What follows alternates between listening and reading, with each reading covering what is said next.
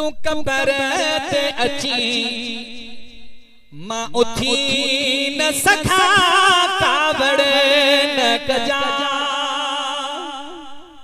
खास मुझे पिरी प्यारो दोस्त फकीर हाजी नदीम अली जे नाले आज जो काफी साईं के काफी ॾाढी वणदियूं ब मिसरा होण जा रहा है ब मिसरा जा तो बुधाया तवा के सुभान अल्लाह तने आशिक रसूल सच्चो आशिक ही काफी दुनिया दे छिकोंदिया पर हकीकी मथे छिकोंदिया तवज्जो सां बुझो छा पियो चवे है गुलहार खणी तू कबर ते अची मां उथी न सखा कावड़ न कजा केड़े हाल में आ तू मोहे जा पिरी मां पुछी न सखा कावड़ न कजा मां पुछी न सखा कावड़ न कजा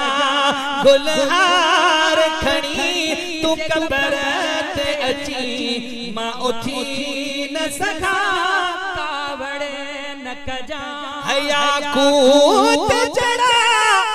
तुझा हथेड़ा खणी तू मुझे कबर ता अची कखड़ा खणी या कूत जड़ा हथेड़ा खणी तू मुझे कबर ता कखड़ा खणी हथ तुह जा मिट्टिया में भर जी पवल मां उघी न सखा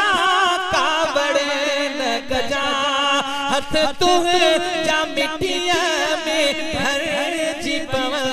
मां उघी न सखा कावड़ न कजा कर हाल में आ तू मुँह जा पीरी मां पुछी न सखा कावड़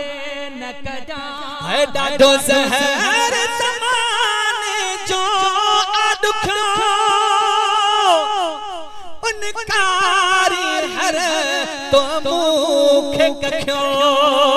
इनकारी हर त मूंखे कखियो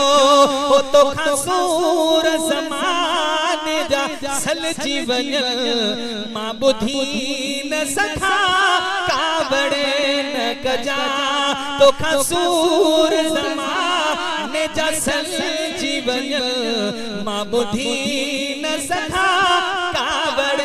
न कजा बेवसीअ मां अची मूंखे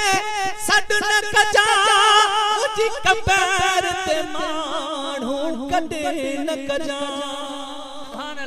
अथड़ा मथे कर जो सुभान अल्लाह आशिक रसूल जी दा है बेवसीअ मां अची मूंखे सॾ न कजा मुंहिंजी कबर ते माण्हू कॾे न कजा मुंहिंजी कबर ते माण्हू कॾे न कजा ओ तुंहिंजो ना फरमान खे अज़मी सॾ ॾेई न सखा कावड़ न कजा तुंहिंजो ना फरमान खे अज़मी सॾ ॾेई न सखा कावड़ न कजा गुलहार खणी तू कबर ते अची मां उथी न सखा कावड़ न कजा कर हाल में आ तू मुँह जा पीरी मां पुछी न सखा